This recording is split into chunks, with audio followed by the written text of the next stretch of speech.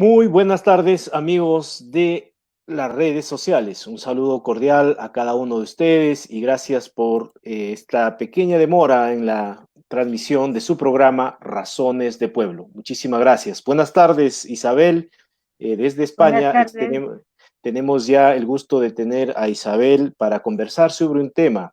Justamente hace poco se celebró, o se celebró, o se conmemoró, o de alguna forma se hizo memoria de lo que pasó hace 500 años.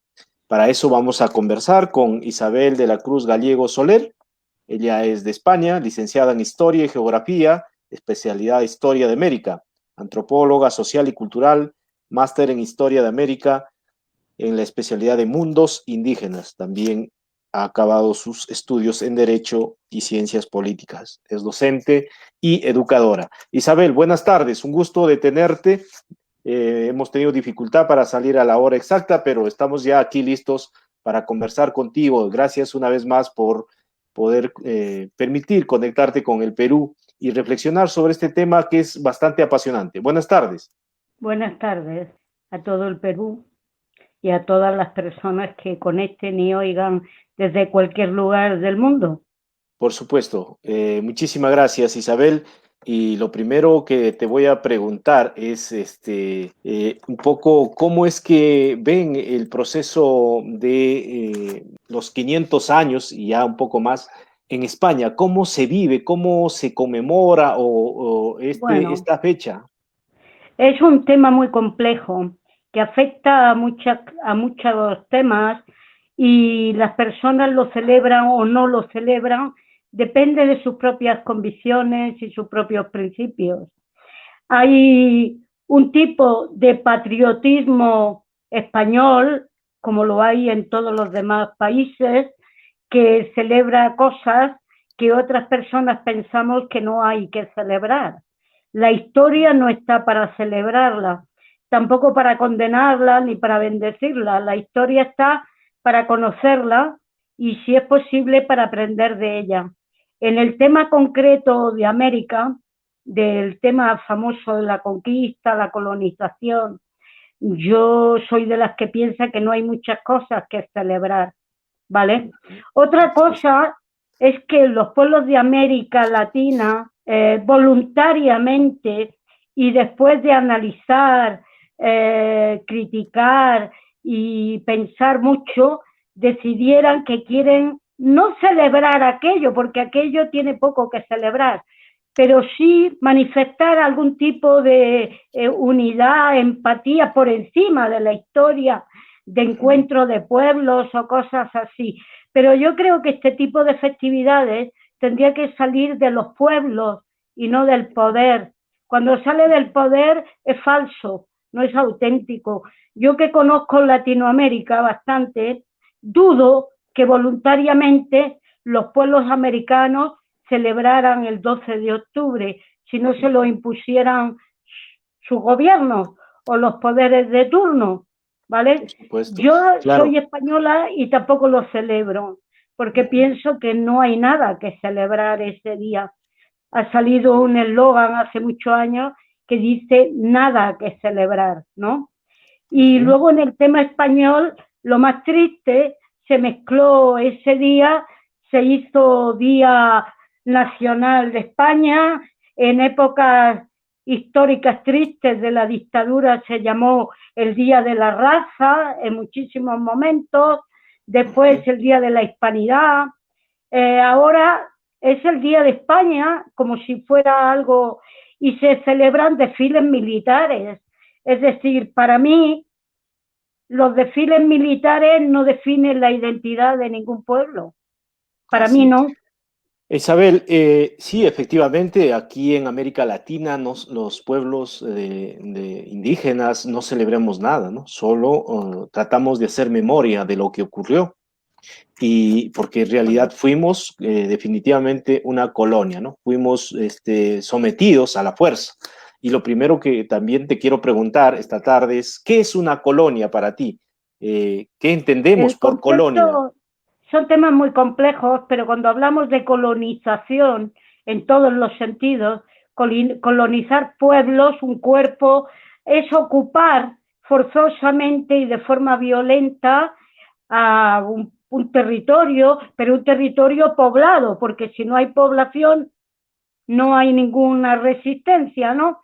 Colonizar es ocupar un territorio y poner a toda su población y todos sus recursos al servicio de la potencia ocupante. Quiere decir que todo el continente americano se puso a producir no lo que necesitaban los pueblos americanos para comer, para vivir, para curarse, sino aquello que demandaban los colonizadores, las potencias europeas, hispánicas o las que fueran, que imponían sus necesidades a la población. Entonces, si ellos querían oro, había que producir oro. Incluso llegaron al límite, por ejemplo, que se destruyeron todos los talleres de tejidos americanos, peruanos y de todos los países para que no compitieran con los tejidos de lana españoles. Entonces, sí, es destruir cualquier recurso propio y posibilidad de supervivencia de una población y ponerla al servicio de los intereses de la metrópoli, de la potencia ocupante. Eso es colonizar. Sí, efectivamente, Isabel. El proceso tiene 3 fases. Habla, primero, cuando estudias historia de América, hablamos del proceso de descubrimiento, es la parte, digamos, menos destructiva, las ganas de viajar, de aventura, del vuelo, los barcos y tal. Descubrimiento, conquista. La conquista nunca es benéfica porque tú conquistas violentamente a la fuerza para imponer tu poder. Y luego el proceso de colonización, que es adaptar ese territorio que tú has sometido a tus intereses y necesidades. Eso es colonizar. Sí, Isabel, entonces a todo el público que recién se conecta, estamos en su programa Razones de Pueblo. El día de hoy, en esta primera parte, estamos conversando sobre el 12 de octubre. Nada que celebrar, sí para hacer memoria de lo que ocurrió y poder a partir de ahí no volver a que esta historia se repita. Pero más que todo, Isabel, la colonización fue, digamos, el genocidio que se dio en América, no solamente fue material, ¿no? Sino fue fundamentalmente cultural. ¿Qué nos dices al respecto? Porque aquí se exterminó las culturas, se exterminó lenguas, etcétera, Yo ¿no? en Se el tema, persiguió eso lo denominaríamos etnocidio. el etnocidio. Genocidio es la desaparición consciente de montones de millones de personas. Cuando hablamos de la destrucción de culturas, hablamos de etnocidio. Y el etnocidio es compatible con el genocidio, van juntos. En el tema del etnocidio, se presupone que en América pudieron desaparecer más de 2000 pueblos y más de 1000 lenguas. Hay personas que aquí, en este lado del charco, o incluso en aquel, hay grupos oligárquicos que empatizan con los procesos de colonización y de neocolonización, también en América Latina, todos los conocemos, ¿no? Esta gente habla de que España llevó su lengua, que por supuesto es una lengua superior y está por encima de, no digo que lo digo yo, digo que lo piensa mucha gente, y que las lenguas indígenas carecían de ningún valor. Eso en antropología es una barbaridad. Todas las culturas y todos los pueblos y todas las lenguas tienen el mismo valor desde el punto de vista antropológico y desde el punto de vista humano. Nadie es más que nadie, nadie es superior a nadie, todo eso es falso, es mentira, es un relato falso. En América desaparecieron más de 1000 lenguas, fueron exterminadas porque se forzó a la población a hablar en castellano, no en español, que en América llaman español al castellano para identificarlo con España, pero en España hay 4 lenguas nacionales, por eso se llama castellano a la lengua que se hablaba en Castilla, pero existe el catalán, el vasco, el gallego, que son lenguas nacionales también. Por lo tanto, el castellano, la lengua de Castilla y la religión católica que la acompañaba fueron impuestas a sangre y fuego. El Así tema es. de la religión era muy importante en la conquista. Pero antes que avances en la explicación Sí, esta, aquí hay un comentario que me compartías tú y que hay en el WhatsApp, en las redes sociales, estos días se ha celebrado, pues efectivamente, o se ha conmemorado entre comillas, descubrimiento. Y aquí dice, y que los americanos devuelvan a España todo lo que les dimos: el idioma, las universidades, los hospitales, los puertos, las carreteras, las gramáticas en lenguas indígenas, las exploraciones agrícolas, el uso del calendario, el derecho civil, las rancherías y todo, o sea, todo vino de España. ¿Crees sí, que hay una mentalidad colonial, verdad? Todavía no por supuesto. solamente... Ese texto es de ayer, no es del 12 de octubre. El 12 de octubre por ahí almaceno barbaridades mucho más gruesas, de más grueso calibre. A esa persona yo le contesté, ¿vale? Lo que pasa que no he querido poner todo el relato. Sí, la mente colonial, las mentes están colonizadas. Lo han dicho muchos antropólogos, ¿vale? A lo largo de las últimas décadas, nuestra mente fue colonizada, tanto la de americanos como la de españoles. Entonces hay gente todavía, y debajo ponía uno, con que nos den las gracias es suficiente, Oye, ¿no?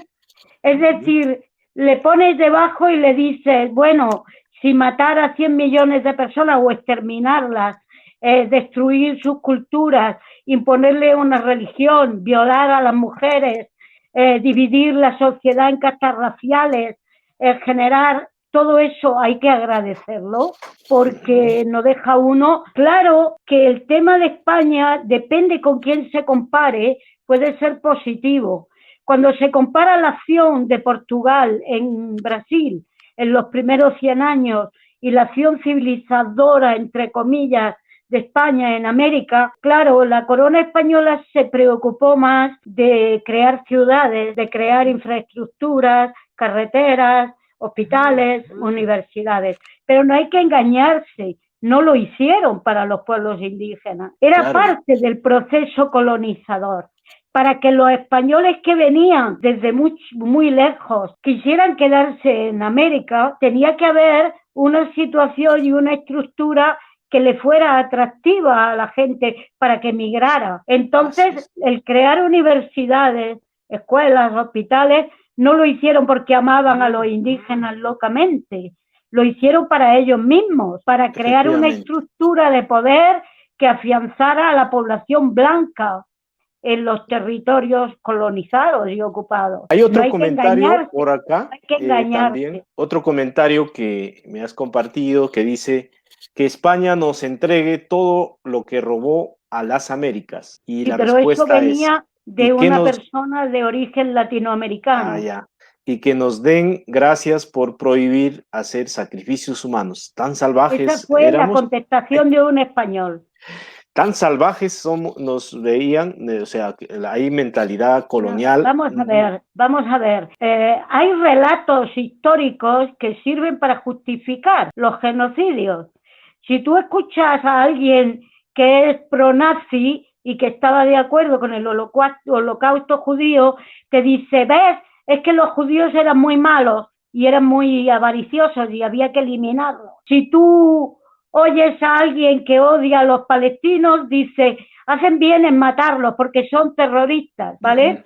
Y claro, cuando se habla de América para justificar el genocidio, te dicen, es que ellos también tenían gente que los colonizaba, o es que hacían sacrificios, y esa gente se olvida que en el siglo XVI, en la civilizada Europa, la Inquisición quemaba viva a la gente, y no lo hacía para hacer un sacrificio a los dioses, lo hacía por intolerancia religiosa, porque no respetaban otras formas de pensamiento. Y lo estuvieron haciendo hasta casi el siglo XIX. Así Entonces, es. ¿de qué estamos hablando? ¿De qué estamos hablando?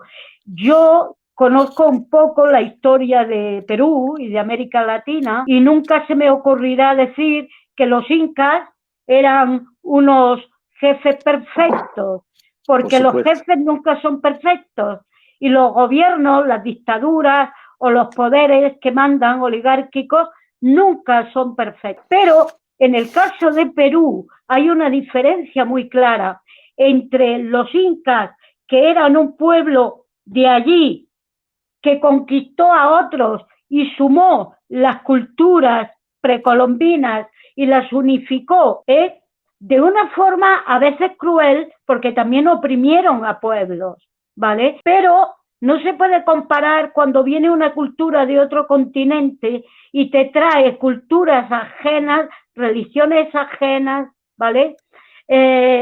Idiomas ajenos y te los impone. No tiene comparación, no tiene ninguna comparación.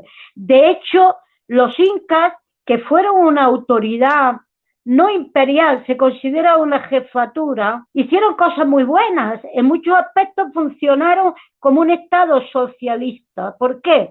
Porque respetaban y cubrían los derechos de la población, cosa que se ha hecho en pocos países en la historia de la humanidad, ¿vale? Claro que cometían crueldades, es que no conozco ningún Estado, ningún gobierno que no haya cometido crueldades, pero no tiene comparación con el genocidio colonial que practicaron los europeos en América, en África y después en Asia también. Así es. ¿Vale? Pero lo de América fue brutal. Bien, estamos conversando con Isabel de la Cruz Gallego Soler. Ella es historiadora en la especialidad de Historia de América, de tal manera que tenemos toda una autoridad aquí para que nos cuente sobre y nos haga reflexionar sobre este proceso que cada año se celebra a los estados, sobre todo por los gobiernos, pero que los pueblos empiezan ya a tener esta fecha como una fecha de resistencia, sobre todo. Y dime, Isabel, ¿qué hay que hacer para despercudirse de esta mentalidad colonial que no solamente existe en Europa, sino también existe en América Latina, ¿no? Hay muchos latinos que tienen mentalidad colonial, ¿no? De sometimiento. Claro, la prueba la tienes, claro, lo que demuestra lo efectiva que fue el proceso de colonización, lo de colonizar mentes, allí para que se someta a la gente y aquí para que la gente acepte el sometimiento de otros pueblos. Es decir, la colonización es de doble dirección, de ida y vuelta. En América fueron tan colonizados los pueblos que hoy, si yo le digo lo que pienso a muchos americanos del Perú, por ejemplo, soy yo la que defiende a los pueblos indígenas. Yo entro en debate con muchísimos peruanos, blanquitos, europeos, de origen europeo, o de burgueses, también, de Lima, ¿no? de Lima, costeros, y soy yo la que tiene que ponerse a defender los derechos de los pueblos indígenas. Y ellos los que los atacan, porque actúan como los criollos españoles hacían hace 300 años, 400 años, exactamente igual. Para ellos los indígenas son enemigos a combatir. ¿Por qué? Porque los ven como enemigos del desarrollo, del modelo de desarrollo que le han impuesto también los poderes mundiales. Es que estamos en un proceso continuo de colonización. No hemos salido de él nunca. Estamos hablando ya de que estamos en un proceso neocolonial. Neocolonial, pero ¿Y qué entendemos cuando hablamos de neocolonialismo? ¿A qué nos referimos específicamente? Es que yo diría que es un eufemismo porque nunca dejó de estar colonizada América, por ejemplo, nunca dejó de estarlo.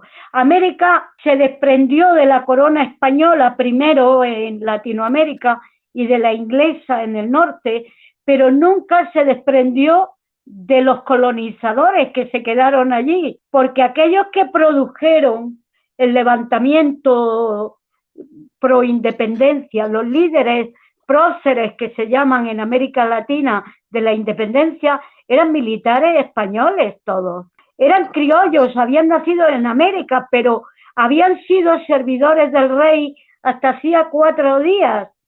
hasta que en un momento determinado, en el tiempo de Carlos III, el rey Carlos III intentó ordenar la administración colonial porque había mucho abuso por parte de los propios españoles, criollos, que cometían muchos abusos contra la hacienda real y contra los propios indígenas.